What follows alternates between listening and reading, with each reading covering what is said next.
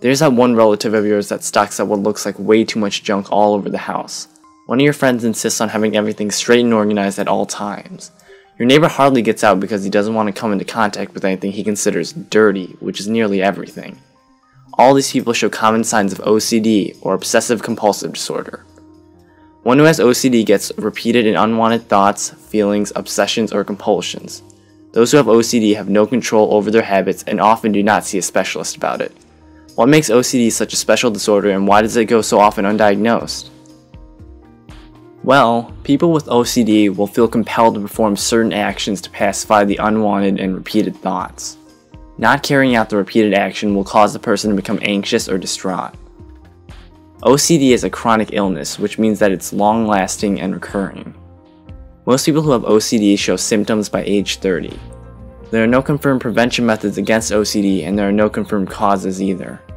However, possible causes are head injury or infection and lack of serotonin. An overall feeling of anxiety or distress is the most common symptom, especially if the person does not repeatedly carry out the particular task. OCD causes compulsions and obsessions that are unrelated to other medical illnesses or drug use that can mildly or severely interfere with everyday life.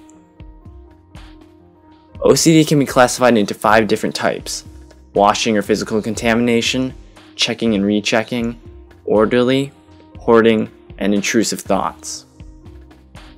People who have washing or contamination OCD will have an intense fear of contaminated objects and think they can cause illness or even death upon contact. These folks are especially afraid of public locations. Examples of fears of these people are using public restrooms, shaking hands, visiting hospitals, being in a crowd, etc. These people will constantly clean areas in their home in addition to cleaning themselves. People who have the checking type of OCD feel afraid that leaving something undone will have consequences and feel the need to repeatedly check it. These people often feel the most insecure about locking locks and flipping switches on or off. Other examples of checking fears are leaving the stove on, leaving the faucet running, double checking a document before sending or forwarding it, and constantly calling and texting to ensure a loved one is safe.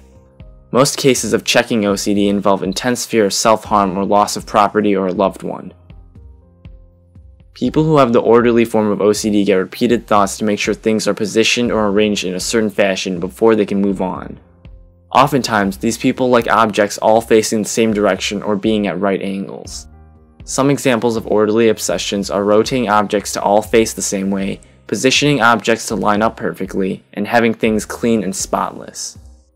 People who insist on having things perfect can waste much time making things neat and can easily be late for work, school, or appointments.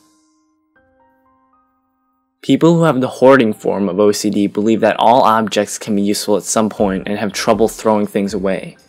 These people not only have trouble discarding items, but also excessively buy items, thinking they will be useful later.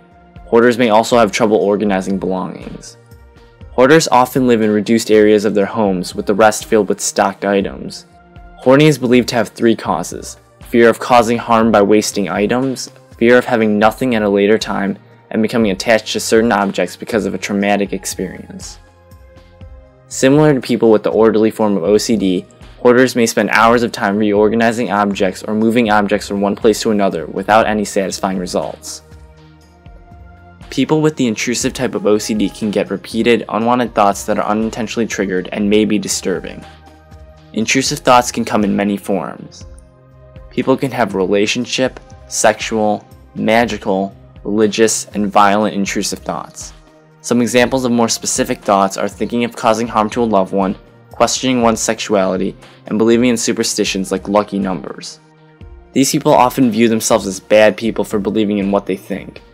These people may avoid public locations or interacting with others together to avoid getting intrusive thoughts. People with any form of OCD may go to excessive lengths to avoid what triggers their obsessions or thoughts. There are really no strict boundaries for types of OCD, and types vary from source to source. The level and intensity of OCD can vary from extremely high to very low throughout a person's life. OCD can be diagnosed by seeing your doctor.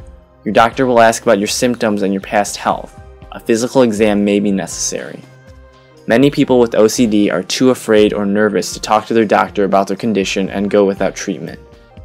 Treatment includes using medication and/or counseling. A combination of both works best in most situations. For medications, antidepressants called selective serotonin reuptake inhibitors, or SSRIs, like Prozac and Zoloft, are commonly used, and time for improvement to occur can range from a week to 12 weeks. For counseling, a type of cognitive behavioral therapy is used, which is called exposure and response prevention. In this type of therapy, a person slowly increases one's contact with an OCD trigger over time and trains the patient to feel less anxious. To review, obsessive-compulsive disorder drives people to repeatedly perform unnecessary tasks to temporarily relieve constant and unwanted thoughts or feelings.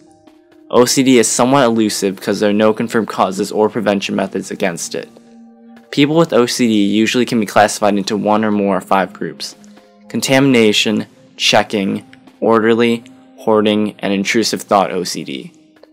It can be diagnosed by a doctor and treated with medication or counseling. If you think you know someone struggling with OCD, do not refrain from getting a doctor's help. Like many other conditions, seeing a doctor is the least you can do when you're unsure about your own health, and it can save you much trouble.